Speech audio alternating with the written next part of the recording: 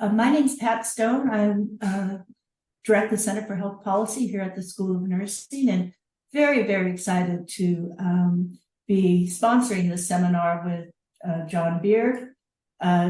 John is the Irene Diamond Professor and Director of the International Longevity Center at Columbia University. He was previously the Director of Aging and Life Course with the World Health Organization in Geneva, where he oversaw a number of major global initiatives, including the Global Network of Age-Friendly Cities and Communities and the Integrated Care for Older People. Very excited that he's here at Columbia as a collaborator. He has been the lead editor and writer for the World Report on Aging and Health and a commissioner with the 2022 U.S. National Academy of Medicine Commission on Healthy Longevity, which Dr. Dean Freed also was part of. So welcome, everybody. And John, take it away.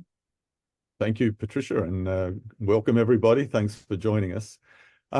Today, I'm going to try to explain to you why I think our current disease-based paradigm for framing health is past its use-by date, and why recent initiatives in the field of aging not just point a way for how we might do things differently, but actually are already providing some concrete examples of how we can move forward.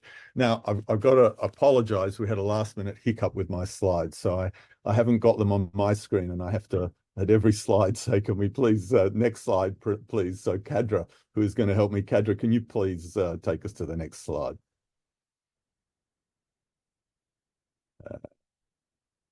Yeah, so I'm going to start with the two reports which Pat mentioned. The first one is the World Report on Aging and Health, which was released by the World Health Organization in 2015.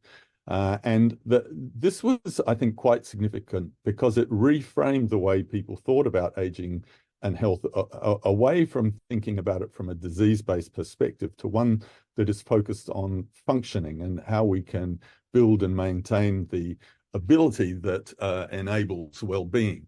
And then the other reinforced the same approach, emphasizing the importance of health and of functioning, and the thinking that if we invest in those across the life course, then the whole of society can reap a social and economic dividend. So next slide, please. But these were released just a few years ago, only a couple of years ago for the National Academy report. But I think in the meantime, science has been advancing so quickly that it's actually starting to challenge the way we think about health itself.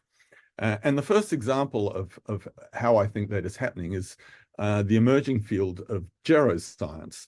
Now, geroscience, the thinking has been emerging for many years, but over the last 10 years or so, it has really started to consolidate into a very concrete field of research. And basically, the geroscience hypothesis says that as we age, there are a whole lot of complex, dynamic biological changes which are occurring in our bodies.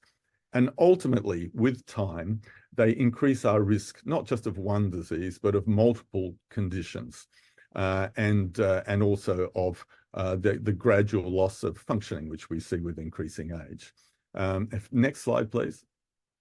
And if we just quickly look at this, this is how the geroscience currently frames the sorts of components of those biological changes, going through on the right issues around DNA integrity, epigenetic change, and the loss of the ability to make proteins, through to some of the ways that the body responds to those changes, leading to chronic inflammation and other issues, which ultimately have these other impacts in terms of disease risk and well-being.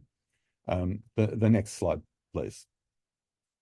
At the same time, a lot of work has been advancing in the field of complex systems. Next slide. And a lot of this is driven by work on climate change. What we believe at the moment is that the release of greenhouse gases is leading to a warming of the atmosphere and the Earth. But the globe has a number of mechanisms for adapting to those changes. And so we don't see a linear increase in temperature on the planet itself, and we don't see linear changes. What we see is eventually the complex systems which comprise these adaptive responses reach tipping points, so that suddenly one day you see a glacier lose a significant part of the ice shelf, rather than thinking of every day there's going to be an incremental advance. And the next slide, please. And if you think about the way the body operates, it is a classical complex system. This is a figure I've stolen, which purports to show a lot of the physiological processes which occur in any one body at a single point in time. And next slide. And if you overlay on that our current thinking about geroscience, I think you'll understand this is an incredibly complex system we're talking about.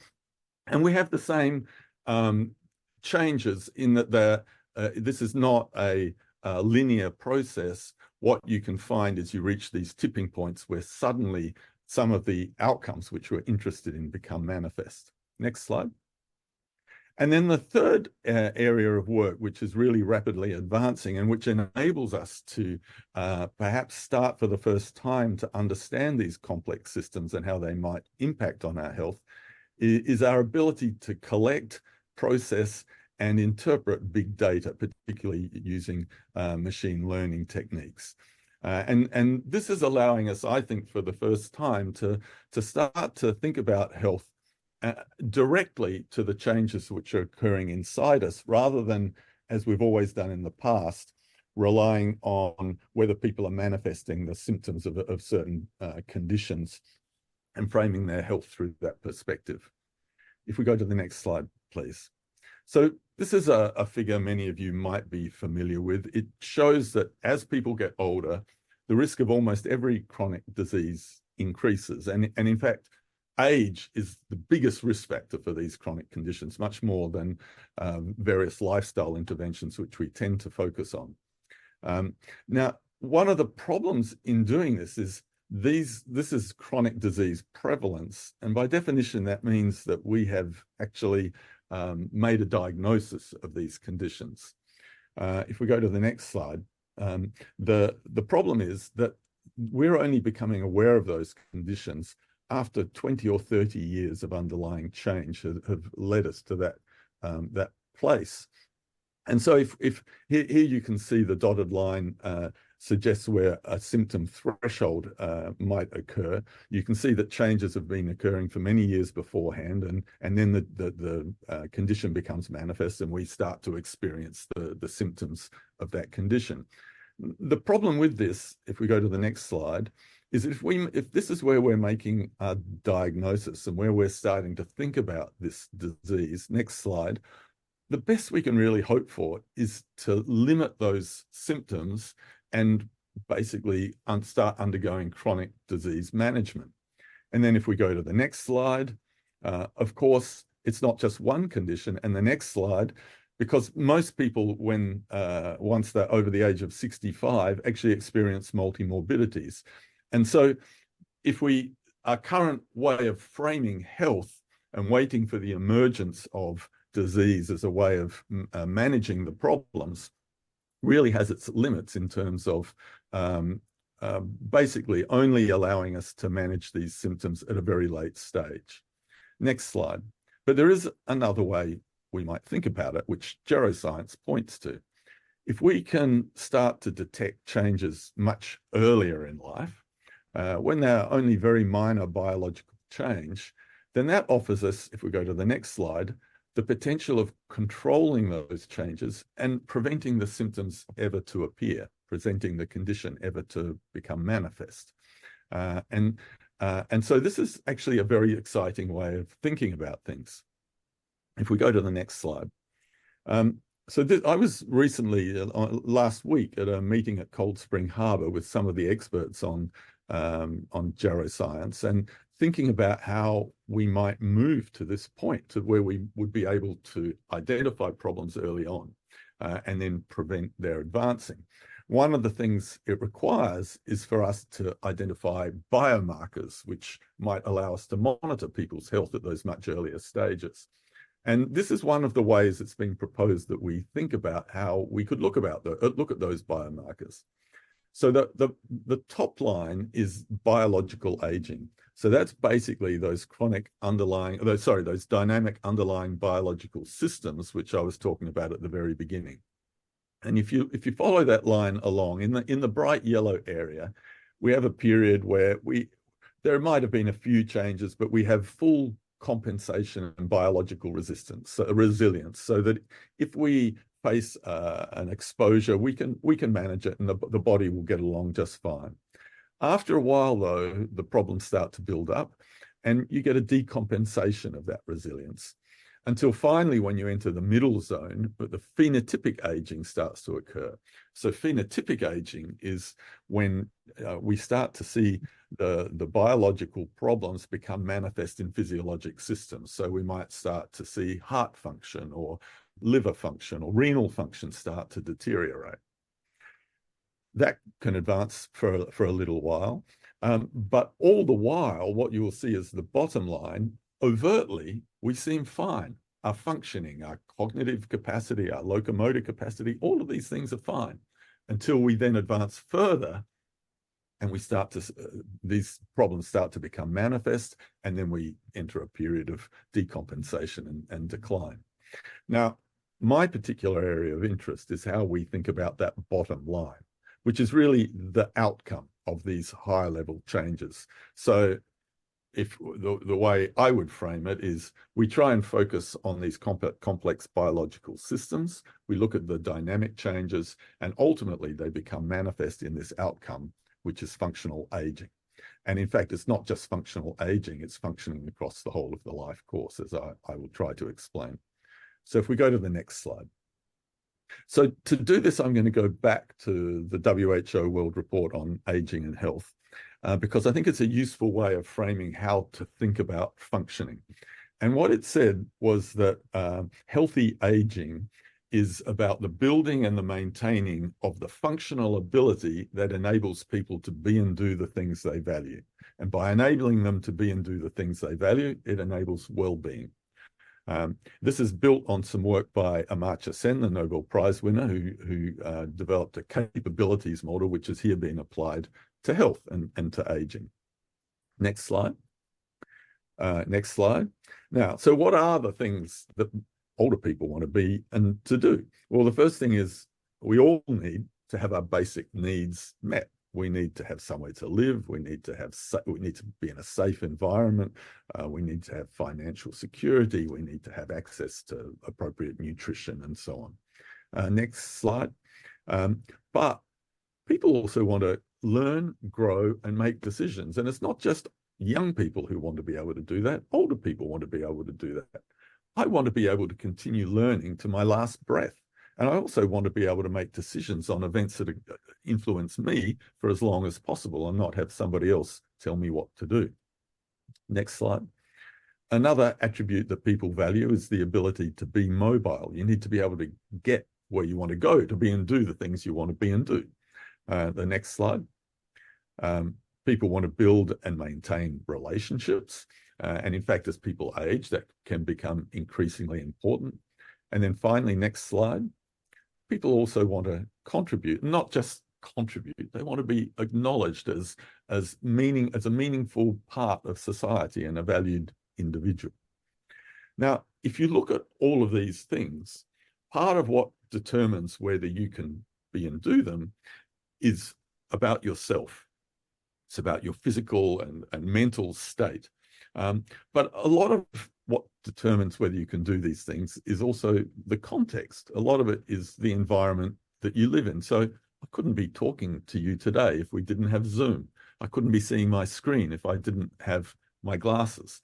So what the World Report did was distinguish between the ability to do these things, which involves me and my environment and the interaction between me and my environment, and all those individual level things, those individual level attributes, which allow me to do that, which the report called intrinsic capacity. We go to the next slide. Now, if you look at intrinsic capacity across the life course, we're born with fairly limited capacity. It grows, reaches a peak, and then it tends to decline across the second half of life.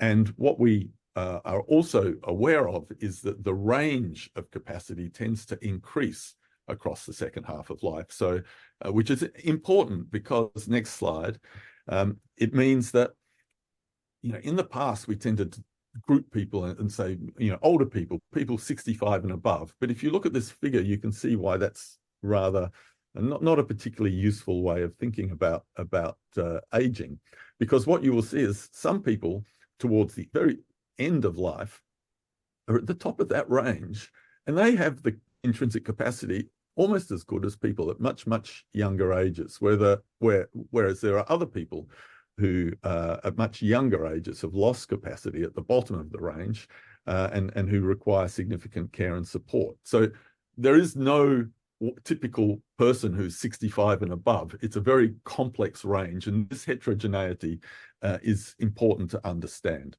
And it's also important to understand that where you sit on that range doesn't occur just by chance. It's very heavily influenced by the cumulative impact of advantage and disadvantage across people's lives. So the people at the top tend to have experienced advantage, the people at the bottom disadvantage. And that is really important because it means the people at the bottom often have the least resources to draw on to help them meet the needs for the problems that they're facing. So if we go on to the next slide. So if we look at this this curve, next slide, and we start to perhaps schematically think about a mean capacity across the life course. Next slide. With the eye of faith, you might believe me when I tell you that there are actually a number of distinct parts of this curve which people will tend to fall in, any population will tend to fall into. So next slide. And those are prenatal development, early child development, maturation, adult, robust and stable state, age-related declines, and then at the very end, for many people, significant losses of capacity. Now, of course, none of us follow this wonderfully smooth line, and some people may not go through all of these phases. But as a schematic, it gives you an idea for any population you can probably put in one of those groups. And that's important because each of those groups actually require a different policy response. So next slide. And there are things which we can do for each of those groups to help build capacity as high as possible so people reach the highest peak and then have the slowest decline. And there are things we can do to focus within the environment that can help people achieve a higher level of ability given their level of capacity. And just to give you a few examples, in early child development, it's important that children have exposure to a good, safe learning environment. They receive healthy nutrition. These are things which, for example, would help them build the highest possible level of cognitive capacity. And that allows, it gives you further to fall. Even if you're going to have the same decline as somebody else, if you've achieved a higher level of capacity, then you'll be able to retain cognitive function till later in life. If you look at the group in the middle with robust and stable capacity, here it's important to screen for disease to make sure that we're not overlooking something which can be treated. But it's also important here to break down the environmental barriers that prevent people participating and contributing. For example, mandatory retirement ages or employer resistance to employing an older person, although that obviously can also occur for a younger person as well. If you look at the group with age-related declines, this is where our health systems are really poorly designed, because if you think back to the first figures I showed you, most people over the age of 65 have multiple complex chronic conditions. They require integrated chronic care. It's not the way our health systems are designed, which is very much to respond to individual conditions independently. We need to reframe our health services so they can provide that integrated care. And if you think about the blue line, what you can do in the environment at this stage of life, this is where we need to create age-friendly environments which support older people to compensate for and adapt to losses that they might be experiencing, and to continue to participate and engage despite those losses. And for the group, the little box at the very end of life with significant losses, this is where we need to build systems of long-term care that can ensure that everybody, regardless of their capacity, can live a life of not just dignity, but also purpose. If we go to the next slide, for aging, there's actually a lot of action now happening in this area, built on this framework. And so there's the United Nations Decade of Healthy Aging will run from 2021 to 2031 or 2030. Next slide. And it has 4 key action areas, which are designed to help us address those specific components that I was talking about. The first one is to reframe the way we think about aging so we can overcome the stereotypes and the marginalization and discrimination for old people. But again, this can also apply for young people. The second is to build environments which can support people to compensate and adapt to losses and to maintain their engagement. The third is to develop integrated systems of care, particularly primary health care. And the fourth is saying that every country on the planet should have a long-term care system which enables people with significant losses of capacity to receive the care and support they need to live a life of meaning and dignity. The next slide. So just to show a couple of the initiatives that are linked to that, one is the Global Network of Age-Friendly Cities. We launched this in 2012, I think, and there's now over 1,500 cities and communities around the world involved, covering more than 300 million people. And each of those cities, New York is one of them. In fact, we launched the network in New York City. Each of those communities or municipalities have committed to try and make their environment a more supportive one for older people. And if you want to know more about that, next slide. You can just go to agefriendlyworld.org and you can look up wherever you are and see some of the initiatives that are happening there. And then next slide, another initiative is looking at how we provide the integrated care that's required. And this is just to stimulate your thinking. This is a figure of me and my then young son. I think he was 3 years old. And as my son grew, I was lucky enough, as a pediatrician traditionally would, to be able to monitor his growth and development using length and weight for age charts. And you can see if he's within the normal range and whether his trajectory is following the normal curve. Well, what the next initiative I'm going to talk about does is, next slide, is flip that curve. And as I'm starting to age, and my son's now 9, so it's probably a bit premature, but when he gets a bit older, I would like to think that he can monitor my progress. And I'd like to know where I sit on the curve as an aging adult. Am I within the normal bounds? And is my trajectory following the normal curve? And there is there's another project that's being developed by WHO. Next slide, please. Called the Integrated Care for Older People program, which is trying to do just this. And next slide. And the Integrated Care for Older People program starts with a screening of older people, not looking for specific conditions, but screening them for their intrinsic capacity. Doing some screening tests for mental capacity, locomotor capacity, sensory capacity, and so on. And if that screening is negative, they're given some generic health advice. But if it's positive, it leads to some care pathways, which ultimately lead to integrated person-centered care. And that requires initially assessing their state in greater depth. It then comes up with a care plan, which considers potentially underlying diseases which might be driving things, looks at people's social circumstances, the opportunity for rehabilitation, and looks also, and importantly, at people's own aspirations and tries to include that in the care that's finally decided on. Next slide, please. And so that, though, is starting to dabble with this idea of how we might be able to use a functioning-based measure to change the way we think about healthcare and health.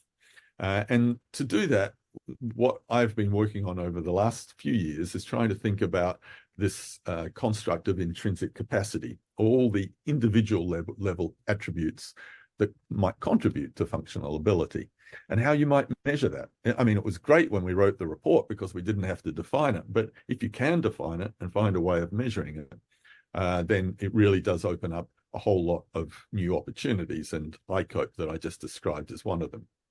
Next slide, please. So why do we need a new way of thinking about functioning? Well, unfortunately, the ways which we currently can do it are laden with problems. Some of them actually aren't direct functional measures anyway. They're really disease-based. So many of you might have heard about the years lived with disability, or health-adjusted life expectancy, or disability-adjusted life years. And these have generally been developed by the Global Burden of Disease Group. These aren't direct measures of health in any way whatsoever. They're actually based on the prevalence of disease, and then weightings are attributed to those diseases to allow you to estimate the burden that the population might suffer. They're really good for some things, but the sort of things we're talking about now, they really aren't relevant. There are also some domain-specific assessments. For example, there's a lot of cognitive screens which are in place, but that's only one domain of capacity, and we need to somehow be able to think about it as in a more holistic way. There are others which are holistic, like various ways of measuring frailty, and Dean Freed at the Mailman School was fundamental in developing these. But the problem with frailty as an outcome is it's categorical. So, you know, you either are frail or you're not frail. You may have some degrees of frailty, and people are talking about people now who are pre-frail, but even so, it's a fairly categorical outcome. And it tends to really only become relevant toward the end of life. And some of the things we were thinking about in terms of identifying the underlying changes which will lead to chronic disease occur much, much earlier.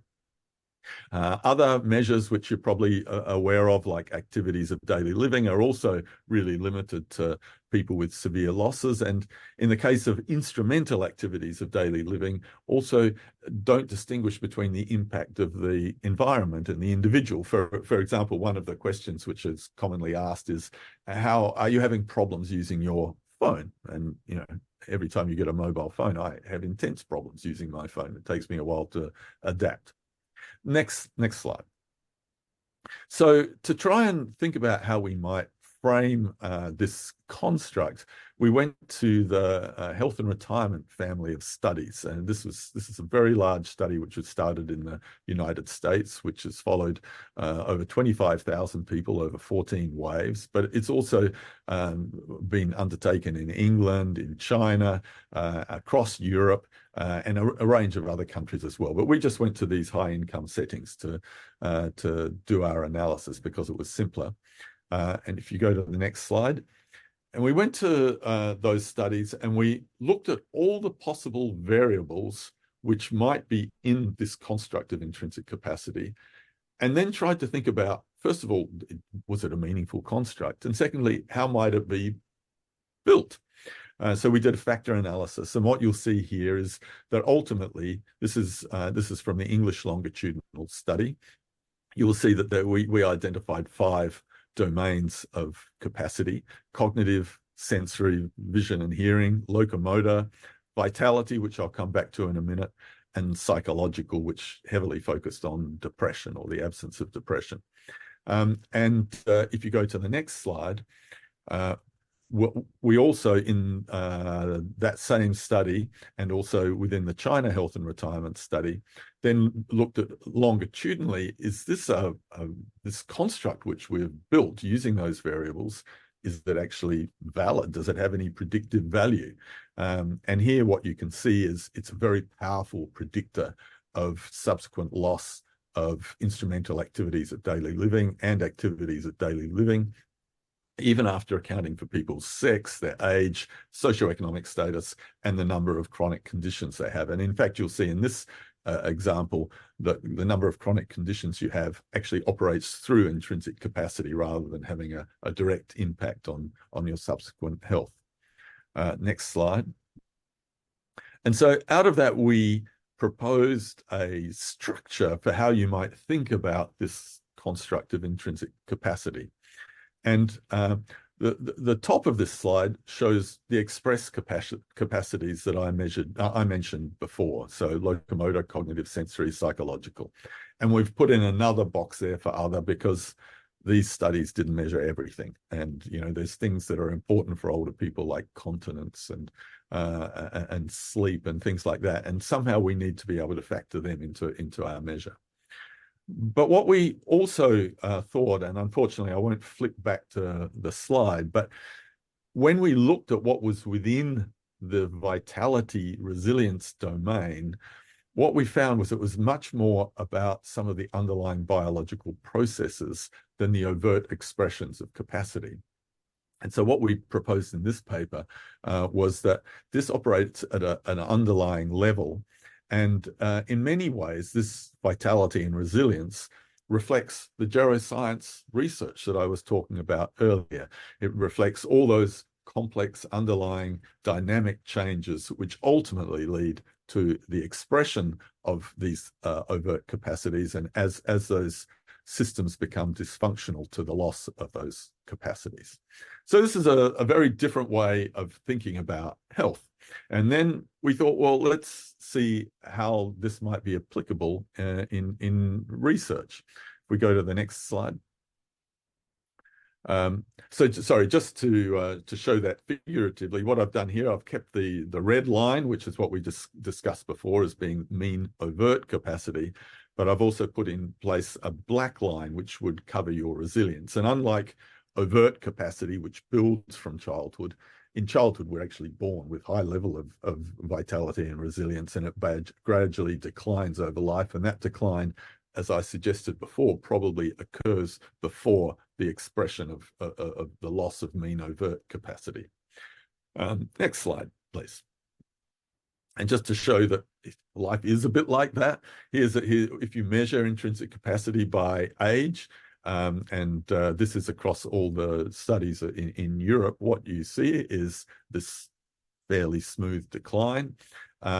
There is also a very typical difference between women having poorer capacity across the life course, and what the shading on each side shows you the wide range of capacity at any specific age. In the next slide, if you look at the relationship between capacity and socioeconomic status, so this is in share, what it shows very clearly is that across life, as I suggested before, the people at the bottom tend to have be experiencing poorer socioeconomic status, and the people at the top tend to be experiencing higher levels, and that pretty much holds across the life course. And the next slide.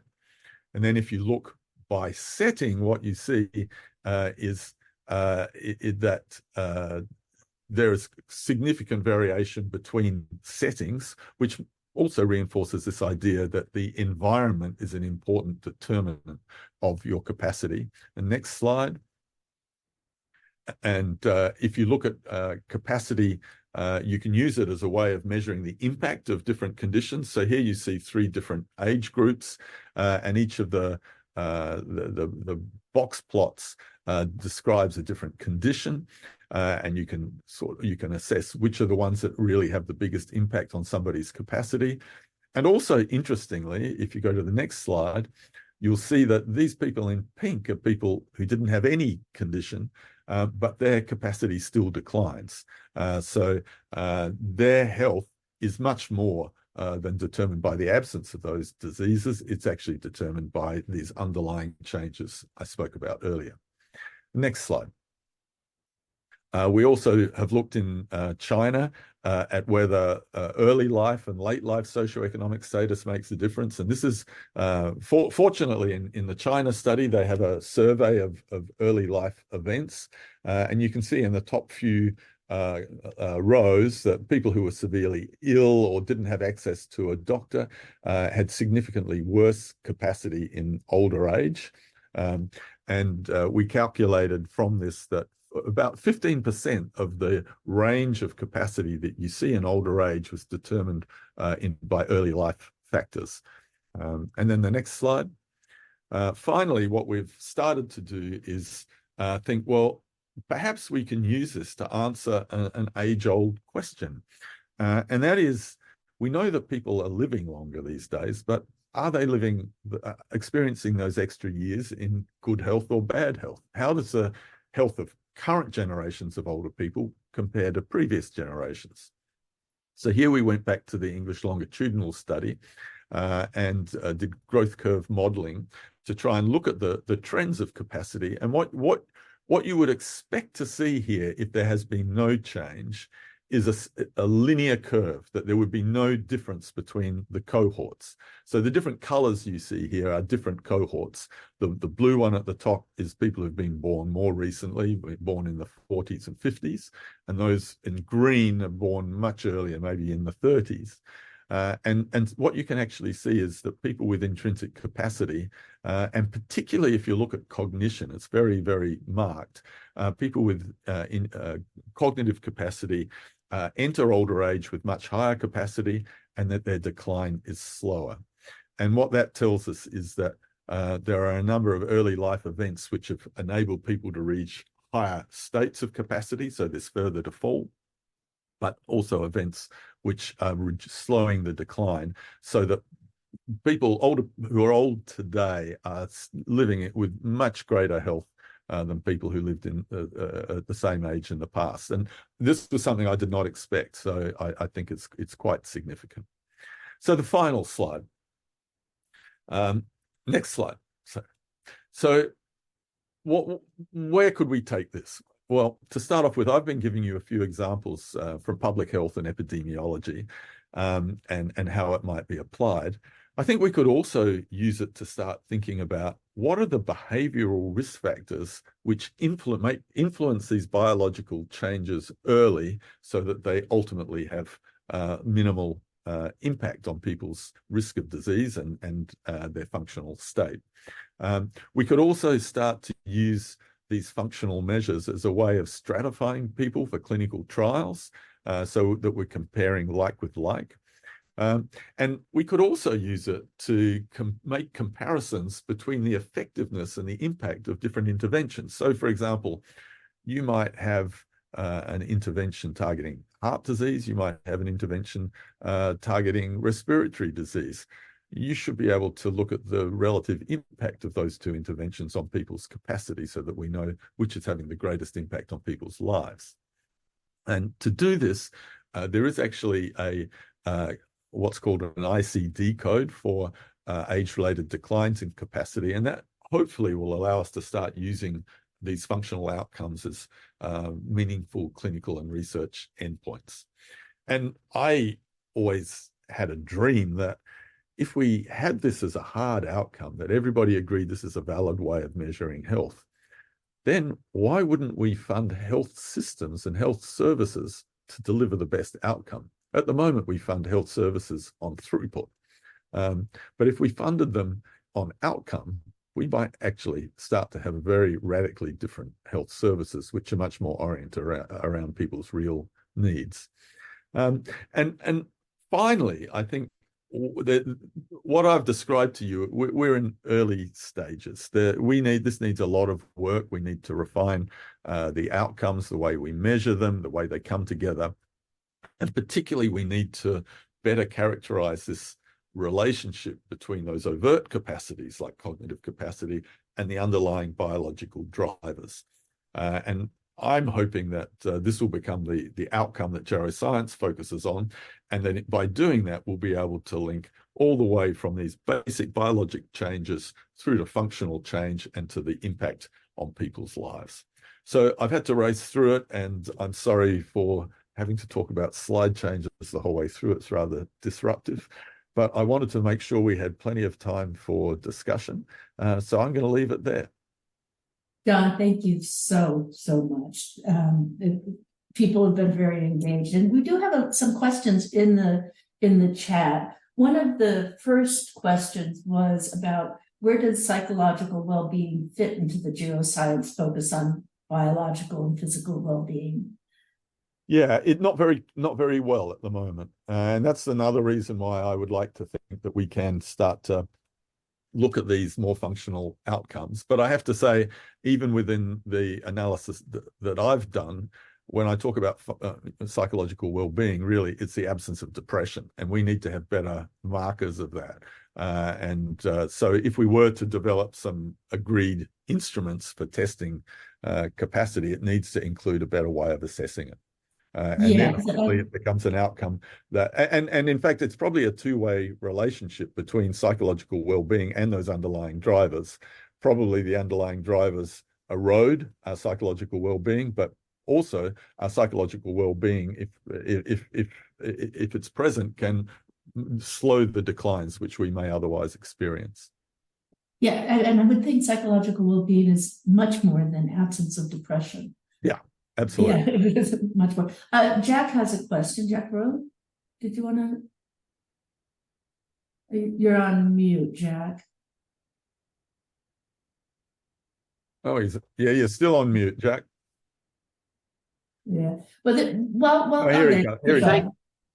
Yeah, we can hear you, John, very much.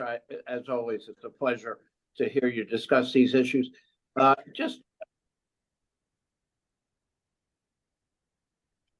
Just a quick question, John, about the intrinsic capacity measure. And you and I have discussed some of these issues, but for the group, you have 5 domains, and you kind of roll it up into a measure of intrinsic capacity. And the question is, what happens when you start to weigh some of these domains differently than other domains? You can have a notional approach where everything is 20%, and but you can have other approaches where some features might be given more weight than others in certain populations or in certain age groups, et cetera, et cetera. So would you just comment on that general question? Yeah, I think it's a good question, Jack. And, I'm not proposing a measure, a specific measure of intrinsic capacity at this point. What we did was to do an analysis within existing data sets and the available data that would help us understand how this construct might be built, and to see whether it actually tells us anything. And it seems to be very effective. I think if we were to come up with a practical measure in a clinical setting, and it is already being tested with a very brief screening instrument related to the ICOPE program I talked about, with 30,000 people being followed in Toulouse, a screening instrument. But if we were to come up with a very practical, relatively brief instrument, there's all sorts of issues you have to ask yourself. First of all, it needs to be testable in different settings. Secondly, there's all sorts of questions about the weighting you might apply, as you've described, that maybe is sensory, does it carry the same weighting as cognitive? These are things we would have to agree on.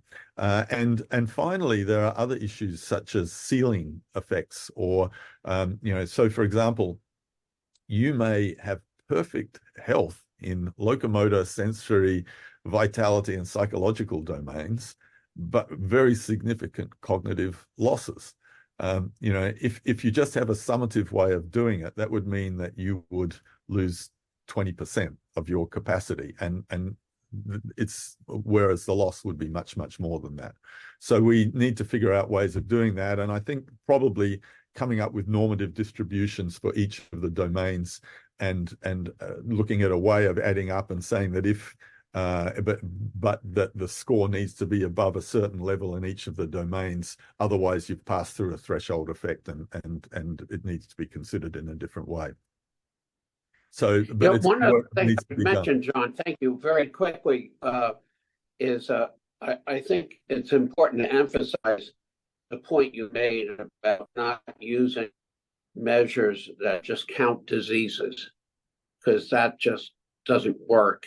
That people there may be increases in the prevalence of disease, but the severity of the diseases seems in many cases to be much less with treatment to lower cholesterol, treatment for heart disease, treatment for diabetes, etc.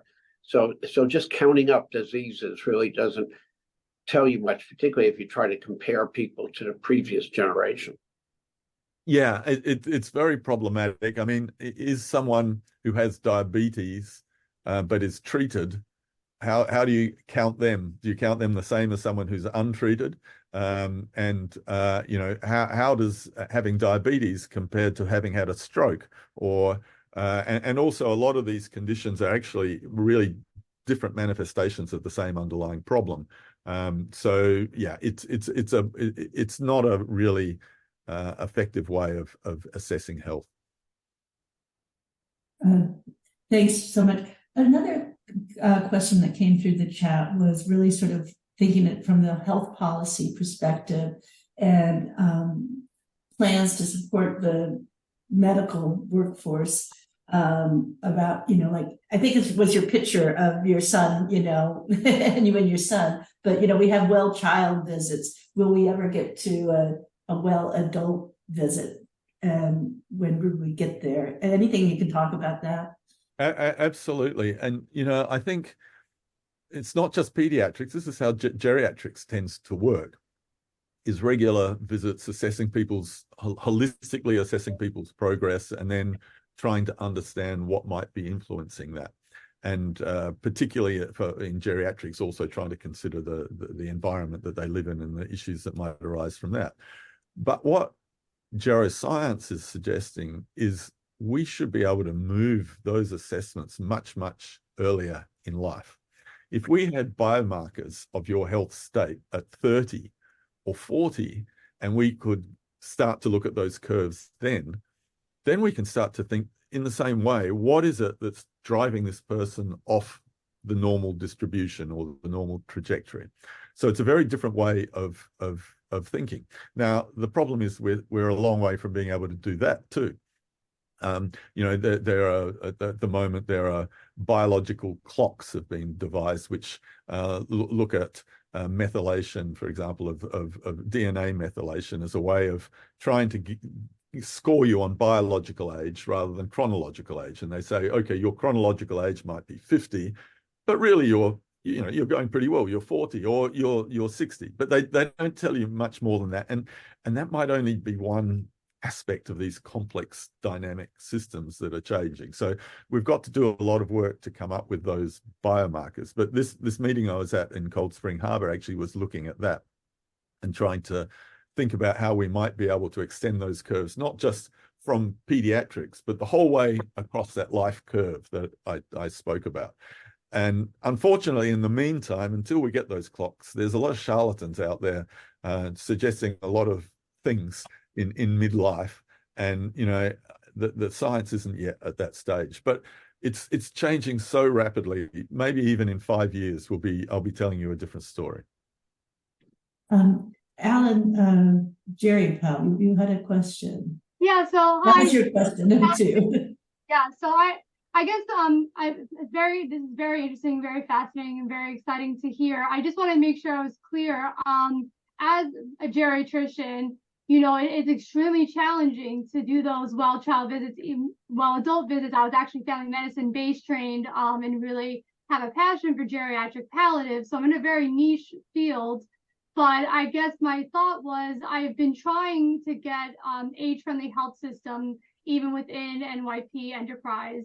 And it's a challenge, and here in the New York City is an age-friendly city. So I was just curious if you knew about initiatives, for instance, where there was support for the clinical workforce for all this great work, because I agree with you. I think that the hope is absolutely to be able to catch these things downstream. But the challenge is that really what I see my day-to-day is we're not catching them downstream. And then, there's really not a lot of support for those really important kind of cases where we wish that there was more of a clinical workforce. Geriatrics as a specialty has unfortunately been failing. It was just in JAMA. I actually just had a paper response to that in JAMA about the paradoxical decline that got published with a few other writers within the enterprise. And so I think it's just something that I'm curious about. how we could align, because I hear about all these great systems that are happening, but where is the kind of medical support for the workforce to make sure that there's the workforce to support those things? Excellent. Yeah. Well, first of all, keep up the good work. Secondly, yes, you're right, and we need to support and reinforce geriatric care. But I think what I'm suggesting is we're actually we're at a tipping point, because the health system is also a complex system. We're at a tipping point where things could change very quickly. And that requires the whole system to be reframed, not just strengthen the geriatric workforce, which is really important. But everybody should be trained differently. Everybody should be thinking about functional outcomes across the life of all patients who engage with the system. And everybody should be thinking about holistic integrated care that they might deliver to targeting those outcomes. And for example, the integrated care program for older people that I spoke about, that WHO developed, is being piloted currently in France, and they have a program. They have a clinical cohort in hospital or in intensively followed, but they actually also have a community-based cohort that they are working with, and it's intended as a pilot to see whether it can be applied across France. And that cohort and that pilot has currently screened over 40,000 people with a screening instrument, and then leading to the care pathways that I spoke about. Now, there's clearly not enough geriatricians to do 1/100th of that work for 40,000 people.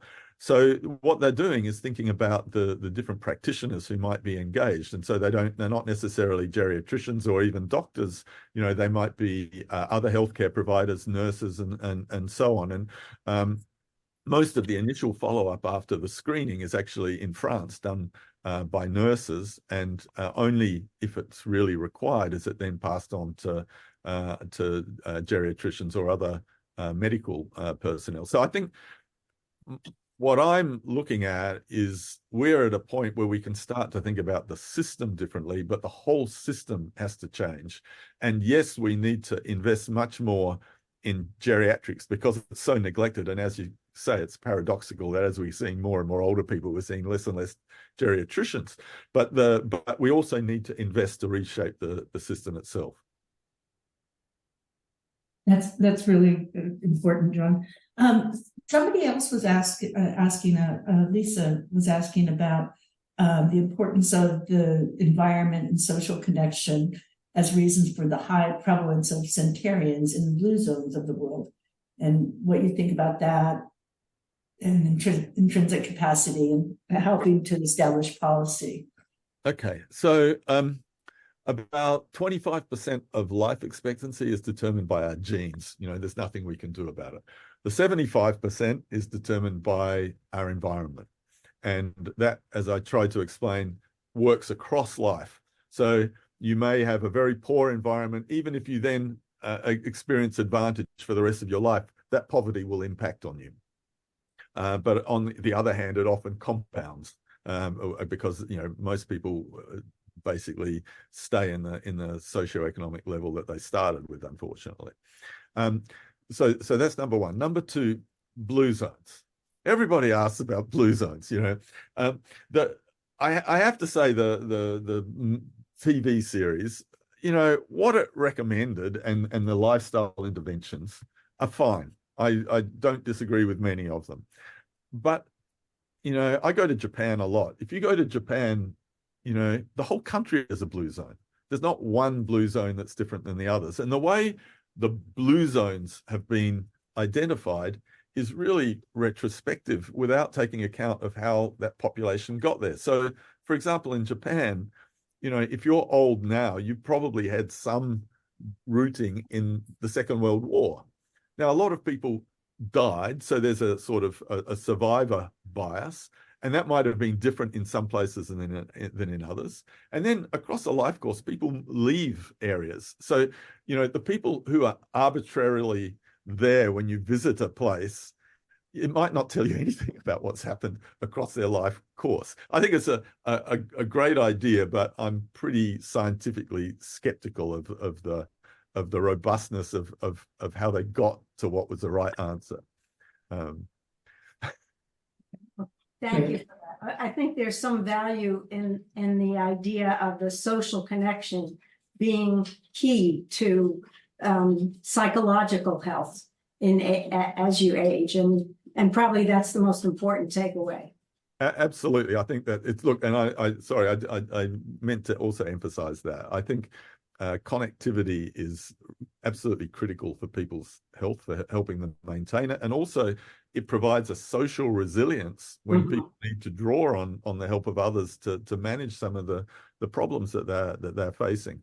And it doesn't, like that social connectedness doesn't have to be deep. There's some evidence that, even if you go to the same coffee shop and the person recognizes you and says, hi, how's it going? And you have your coffee, you don't really know anything about them.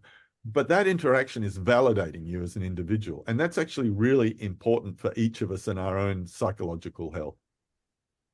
Thank you. Well, there's lots of things in the chat. Everybody enjoyed your presentation. And I want to thank you. It was really, really great. And I look forward to finding ways we can collaborate across the schools. And yeah, thank you so much. It was an absolute pleasure. And again, I'm sorry we messed it up with the slides and it disrupted things a little bit, but it's fun to talk. It was fine, no problem. Thank you, everybody. Take care. Bye-bye.